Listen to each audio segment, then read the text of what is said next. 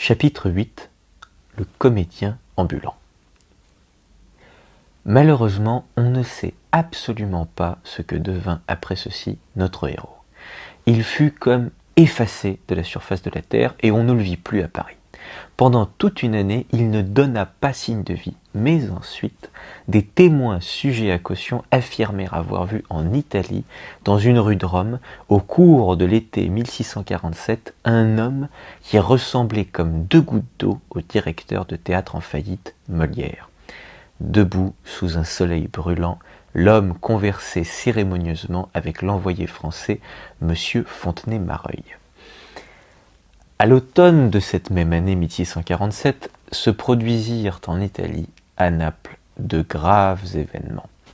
Un courageux pêcheur, un certain Tommaso Agnello, souleva la population contre le vice-roi d'Espagne, le duc d'Arcos, qui régnait alors sur la ville.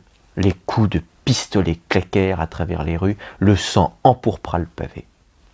Tommaso fut pris, exécuté, sa tête promenée au bout d'une pique, mais le peuple de Naples lui fit des funérailles solennelles et plaça dans son cercueil une épée et un bâton de maréchal. Après quoi, les Français se mêlèrent de la querelle et le duc de Guise, Henri II de Lorraine, entra dans Naples avec ses troupes. Monsieur de Molière, ex-directeur de l'infortuné illustre théâtre, se serait donc trouvé dans la suite du duc de Guise. Pourquoi était-il dans cette suite? Ce qu'il faisait à Naples, personne ne pouvait au juste l'expliquer. Il s'en trouvait aussi pour soutenir que Jean-Baptiste n'avait jamais mis les pieds de sa vie à Rome ou à Naples et qu'on l'avait confondu avec un autre jeune homme à l'esprit aventureux. Bien plus, d'autres témoins avançaient tout autre chose. D'après eux, l'été 1646, un pauvre convoi avait quitté Paris par le faubourg Saint-Germain et avait pris la direction du sud de la France. Des bœufs efflanqués tiraient les charrettes bourrées d'un invraisemblable Saint-Frusquin. Dans la voiture de tête avait pris place, emmitouflée dans un châle pour se protéger de la poussière, une femme aux cheveux roux, et cette femme n'était autre que Madeleine Béjart. Si cela est vrai, il convient de retenir le nom de Madeleine Béjart. La ravissante actrice n'avait pas abandonné en un moment difficile son amant qui avait perdu sa première bataille à Paris. Elle n'avait pas essayé d'entrer au théâtre du Marais ou à l'hôtel de Bourgogne. Elle n'avait pas non plus échafaudé de plans savants pour attirer dans ses filets et épouser son premier amant, le comte de Modène. C'était une femme fidèle et forte, tout le monde sait cela. À côté de la charrette boitillait un jeune homme d'une quinzaine d'années et les gamins des villages traversés le harcelaient, sifflant et criant à son passage « Ah, vilain boiteux !» et ajoutaient après examen « Ah, il louche, il louche !» Et c'est vrai, Louis Béjart boitait et louchait. Quand les nuages de poussière se dissipaient, on pouvait distinguer ceux qui se trouvaient dans les attelages. C'étaient pour la plupart des visages connus. Il y avait Joseph Béjart, l'amant tragique et bègue, son acariâtre sœur, Geneviève. La caravane était conduite, on le devine aisément, par Jean-Baptiste Molière. En deux mots, quand l'illustre théâtre s'était effondré, Molière avait sauvé de ses ruines les restes de la garde fidèle et les avait mis sur roue. Cet homme ne pouvait pas vivre une seconde hors du théâtre et, après 3 ans de travail à Paris, il avait trouvé la force de se faire comédien ambulant. Mais ce n'est pas tout. Comme vous le voyez, il avait réussi par ses discours enflammés à entraîner à sa suite la famille Béjart. Et, grâce à lui, tous les Béjart se retrouvèrent dans la poussière des routes françaises. Mais la compagnie comptait aussi d'autres personnages. Charles Dufresne, tragédien professionnel, décorateur et régisseur qui avait eu un temps sa propre troupe, et le magnifique René Berthelot, alias Duparc, comique lui aussi professionnel, qui reçut très vite et conserva toute sa vie le sobriquet de Gros René parce qu'il interprétait les rôles de domestiques balourds. Dans sa voiture, le chef de la caravane transportait, enveloppé dans des baluchons, les pièces de Tristan, Magnon et Corneille. Les premiers temps, la vie fut très dure pour les nomades. Il fallait souvent dormir dans les granges et jouer dans les remises des villages, avec quelques chiffons sales tendus en guise de rideaux. Parfois, d'ailleurs, ils tombaient sur de riches châteaux, Et si le digne seigneur propriétaire de l'endroit a manifesté, pour rompre son ennui, le désir de voir les comédiens, les acteurs de Molière, crottés et sentant la sueur de la route, jouaient dans les salles de réception. Quand ils arrivaient dans un nouvel endroit, les acteurs commençaient par ôter respectueusement leurs chapeaux râpés et allaient demander aux autorités locales la permission de jouer pour la population. Les autorités locales, comme de juste, accueillaient les comédiens sans aucune aménité, avec insolence même, et glissaient sous leurs pas les tracasseries les plus stupides. Les acteurs répondaient qu'ils voulaient représenter une tragédie en vers du très honorable Monsieur Corneille. Je ne crois pas que les autorités locales aient compris quelque chose aux vers de Corneille, elles n'en exigeaient pas moins qu'on soumît ces vers à leur examen préalable. La chose faite, il arrivait que le spectacle soit interdit. Les motifs d'interdiction étaient variés. Le plus souvent, c'était « Ah, nos gens sont pauvres et n'ont pas d'argent à gaspiller pour vos représentations ». Il y avait aussi des réponses sibyllines. « Nous craignons que votre spectacle ne soit pas de nature à... » Il y avait même des réponses réconfortantes. On voit de tout dans cette vie vagabonde. Partout, le clergé accueillait les comédiens avec une hostilité constante. Il fallait alors avoir recours à divers subterfuges tels que proposer de faire don de la première recette au monastère ou de l'affecter aux ressources des bonnes œuvres. Ce procédé permettait très souvent de sauver la représentation. En arrivant dans un bourg, les comédiens commençaient par se mettre en quête de la maison de jeu ou du hangar réservé aux jeux de paume dont les Français étaient très friands. Après s'être mis d'accord avec le propriétaire, ils montaient la scène, revêtaient leurs misérables costumes et jouaient. Ils dormaient dans les auberges, parfois à deux dans un même lit. Ils voyagèrent ainsi à travers toute la France au hasard des itinéraires. On rapporte qu'au début de leur vie nomade, les comédiens de Molière furent vus au Mans. En 1647, ils arrivèrent dans la ville de Bordeaux, province de Guyenne. Là, dans la partie des merveilleux vins de Bordeaux, le soleil sourit pour la première fois aux comédiens amaigris. La Guyenne était en principe gouvernée par Bernard de Nogaret, duc d'Épernon. Mais tout le monde savait que le véritable gouverneur de cette province était une dame du nom de Nanon de Lartigue, et la Guyenne n'avait pas à se louer du règne de cette dame. Et il arriva à ce moment que, fatiguée par l'administration de la province, Madame de Lartigue sombra dans la mélancolie. Le duc d'Épernon décida de distraire sa maîtresse en organisant pour elle une série de fêtes et de spectacles sur la Garonne. Le destin ne pouvait amener Molière à Bordeaux plus à propos. Le duc reçut les comédiens à bras ouverts, et ceux-ci entendirent pour la première fois le doux son de l'or qui tinte dans les poches. Molière et sa troupe jouèrent pour le duc et sa compagne la tragédie de Magnon, Josaphat et d'autres pièces. Selon certains renseignements, ils jouèrent en outre à Bordeaux une autre œuvre d'art qu'il convient de noter expressément. On a dit qu'il s'agissait d'une tragédie composée par Molière lui-même au cours de ses pérégrinations, la Thébaïde. Et on a dit aussi que cette tragédie était une œuvre d'une lourdeur remarquable. Au printemps 1648, nos comédiens errants se trouvaient à un autre endroit, à Nantes exactement, ville où leur passage laissa des traces dans les documents officiels. Ceci témoigne qu'un certain Morlière sollicita l'autorisation d'organiser des représentations théâtrales, autorisation qui lui fut accordée. On sait aussi qu'à Nantes, Molière se heurta à la troupe de marionnettes du Vénitien Seyalé qui venait d'arriver dans la ville et que la troupe de Molière eut raison de ces marionnettes-là, Ségalé dut céder la ville à Molière. La troupe passa l'été et l'hiver 1648 dans des villes et localités des environs de Nantes, puis, au printemps 1649, se transporta à Limoges, où elle connut quelques déboires. Monsieur Molière, qui jouait l'un de ses rôles tragiques, fut brutalement sifflé par les Limougeaux qui ne s'arrêtèrent pas là et lui jetèrent des pommes cuites tant son jeu leur avait déplu. En voyant, comme il en avait l'habitude, Limoges et les Limougeaux à tous les diables, Monsieur Molière emmena sa confrérie errante vers d'autres cieux. Ils s'arrêtèrent à Angoulême, à Agen et à Toulouse, et en 1650, au mois de janvier, ils atteignirent Narbonne. Au printemps de cette année, Monsieur Molière délaissa quelque temps sa troupe et se rendit en secret à Paris. On sait de manière certaine qu'au cours de l'hiver 1650, Molière se transporta avec toute sa troupe dans la ville de Pézenas, où il laissa un souvenir sous la forme d'une quittance de 4000 livres à lui délivrer pour ses comédiens par ordre de messieurs les membres des États réunis à Pézenas pour discuter de graves questions fiscales. La quittance signifie évidemment que Molière avait donné des représentations pour les membres des États. Au printemps 1651, Molière fit un nouveau séjour à Paris, qu'il mit à profit pour emprunter à son père 1975 livres en lui démontrant de manière convaincante que s'il n'avait pas cet argent, ce serait la corde pour lui, car il avait encore à payer ce qui restait des dettes de l'illustre théâtre. Après avoir réglé ses créanciers parisiens, il recommença à itinérer avec sa troupe.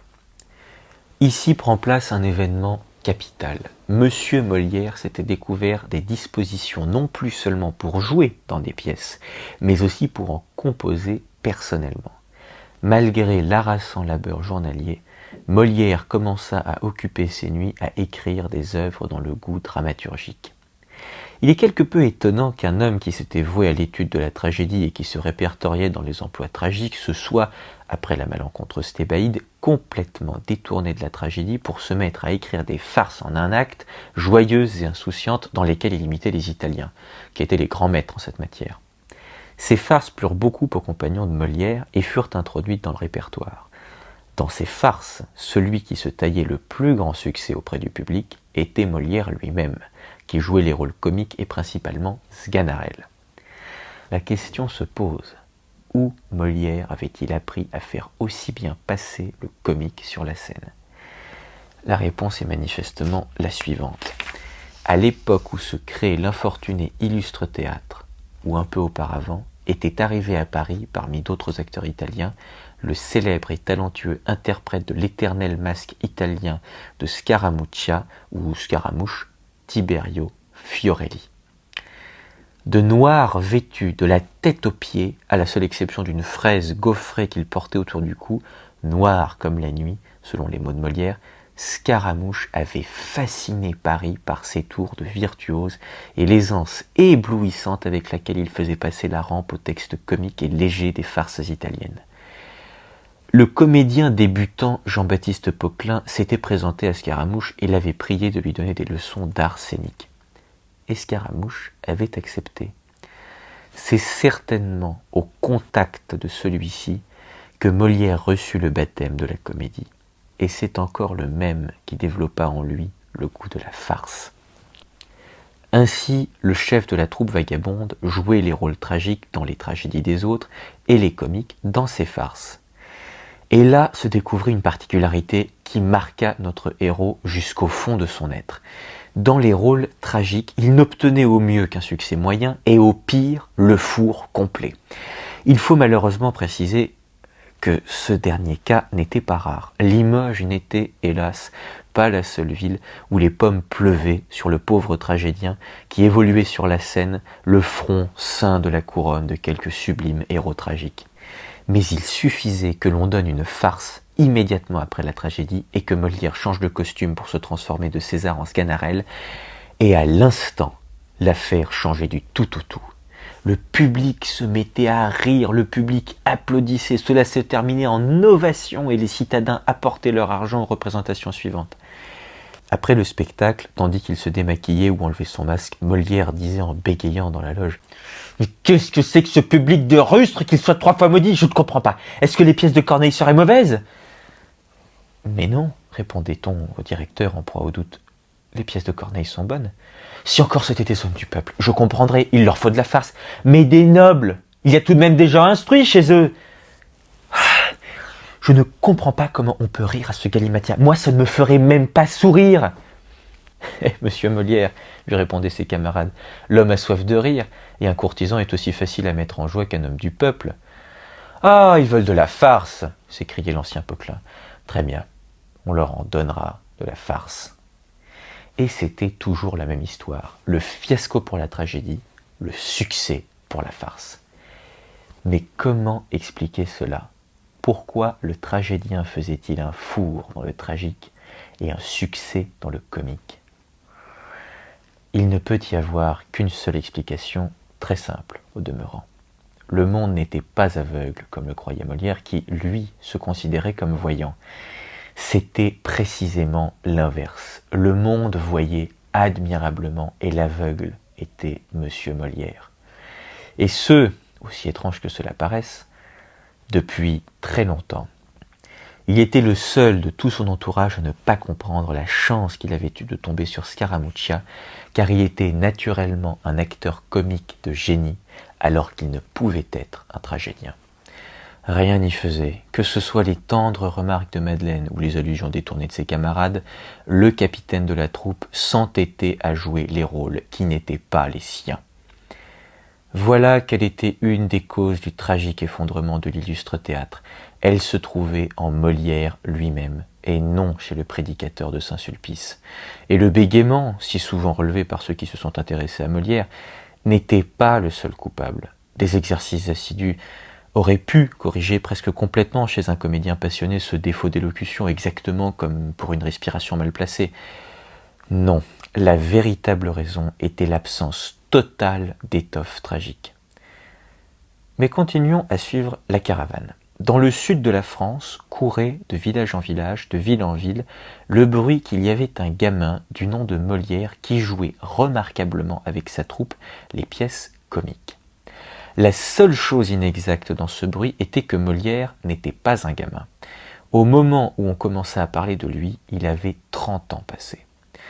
Et c'est un homme de 30 ans, lourd d'expériences amères, un acteur et dramaturge suffisamment trempé, investi de la confiance de sa troupe qui, vers la fin de 1652, arriva en vue de la ville de Lyon, transportant dans sa charrette, outre quelques farces, une grande comédie intitulée L'étourdi ou les contretemps. La caravane roulait allègrement vers Lyon. Les acteurs avaient repris du poil de la bête. Ils portaient maintenant des habits de belle qualité et leurs attelages étaient bourrés de matériel de théâtre et de tout leur saint-frusquin personnel. Les acteurs ne tremblaient plus à la pensée de l'inconnu qui les attendait dans cette cité. Ils connaissaient bien l'efficacité des farces de Molière et l'étourdi leur avait énormément plu. Ils ne furent pas effrayés quand l'immense ville se déroula devant eux dans le brouillard de l'hiver. Dans l'une des voitures se trouvait, couvée par la sollicitude vigilante de Madeleine, une créature nouvelle qui s'était jointe au convoi à proximité de la ville de Nîmes. Cette créature n'était âgée que de 10 ans et avait l'aspect d'une fillette plutôt laide mais extrêmement vive, intelligente et coquette. Madeleine avait ainsi expliqué aux acteurs l'apparition soudaine de la fillette. Il s'agissait de sa petite sœur qui avait été élevée par une dame amie dans une propriété près de Nîmes, et le moment était maintenant venu de la prendre avec elle. Monsieur Molière l'aimait beaucoup, lui aussi, était décidé à en faire son instruction. Elle serait actrice, elle jouerait sous le nom de Menou. Les acteurs s'étonnèrent un peu de voir leur adorable camarade Madeleine soudainement flanquée d'une petite sœur tombée du ciel, jasèrent quelque temps sur le fait que la petite sœur ait été, pour une raison indéterminée, élevée en province et non à Paris, puis s'habituèrent très vite à la fillette, et Menou entra dans la famille des comédiens. Les acteurs ne s'étaient pas trompés sur l'étourdi. La pièce fut jouée en janvier 1653 et remporta chez les Lyonnais non pas un succès, mais un triomphe. C'est là, devant la salle lyonnaise de Jeu de Paume, qu'il aurait fallu placer le chef-d'œuvre du confiant Louis Aubry. Dans l'inexpérience de sa jeunesse, M. Molière s'était un peu trop pressé en pavant le ruisseau de Nesle. Après la première, un véritable flot humain se rua vers la caisse. Un jour, on vit deux gentilshommes se quereller violemment dans la cohue et se battre en duel. Bref, l'affluence était telle chez Molière qu'une troupe ambulante qui se trouvait alors dans la ville, la troupe d'un certain Mitala, comprit qu'elle n'était pas de taille et qu'il ne lui restait plus qu'à amener son pavillon. En maudissant furieusement ce gamin de Molière, Mitala congédia ses comédiens. Les meilleurs d'entre eux allèrent chez Molière et lui demandèrent de les prendre dans sa troupe. C'est vraiment un beau cadeau que M. Molière reçut de ce monsieur Mitala qu'il avait littéralement étranglé avec son étourdi. Le directeur vainqueur vit venir à lui Madame Catherine Leclerc du Rosay, Madame de Brie de son nom de femme mariée, et l'engagea sur-le-champ pour tenir les emplois d'amante. Sur-le-champ parce qu'il était bien connu que Madame de Brie était une merveilleuse actrice. Madame de Brie recommanda son mari, Monsieur de Brie, qui jouait les rôles de bretteur, et celui-ci entra avec sa femme dans la troupe de Molière, bien qu'il ne fût pas un acteur de première force. Mais pour avoir Catherine de Brie, on pouvait bien engager le mari. Catherine fut suivie par une toute jeune personne, mais qui avait déjà fait parler d'elle dans tous les endroits où elle s'était produite. Madame de Gorlat, qui portait le double prénom de Thérèse Marquise, était la fille d'un comédien de foire, se produisait sur les tréteaux depuis son enfance et s'était imposée dans son adolescence comme une actrice tragique de premier plan et une incomparable danseuse. Thérèse produisit sur la troupe de Molière une impression considérable. Sa beauté et ses danses éblouirent les acteurs. Le succès que Thérèse rencontrait auprès des hommes était vertigineux. L'apparition de Brie et de Gorlat porta un dur coup à Madeleine. Jusqu'alors, elle n'avait eu aucune rivale dans la troupe. À Lyon, elle s'en découvrait deux d'un coup, toutes deux extrêmement dangereuses. Madeleine comprit qu'elle devrait leur laisser les premiers rôles, et c'est ce qui arriva. Après l'entrée en scène des nouvelles étoiles lyonnaises, Madeleine fut reléguée dans les emplois de soubrette, les amoureuses furent jouées par de Brie, et, dans les tragédies, les premiers rôles féminins échurent à Thérèse Marquise.